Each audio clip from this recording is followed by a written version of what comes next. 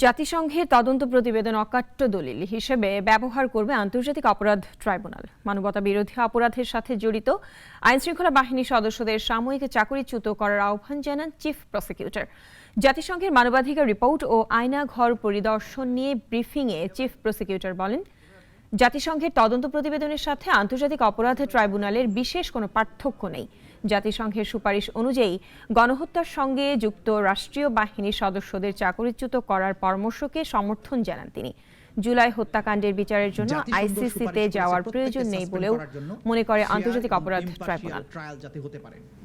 যেটার ব্যাপারে আমরা সবসময় জোর দিয়েছি যে ফেয়ার এবং ইম্পার্শিয়াল তদন্ত এবং ট্রায়ালের জন্য, যেহেতু এই সমস্ত অফিসাররা রাষ্ট্রীয় গোয়েন্দা সংস্থা সহ বিভিন্ন বাহিনীর সদস্য, তাদেরকে যদি চাকরিচ্যুত না করা হয় বা সাসপেন্ড না করা হয়, তাহলে আসামিদের প্রভাবের কারণে সাক্ষীরা আদালতে আসতে ভয় পাবেন, তদন্ত প্রক্রিয়া বাধাগ্রস্ত হবে এবং বিচার প্রক্রিয়া ব্যাহত হবে।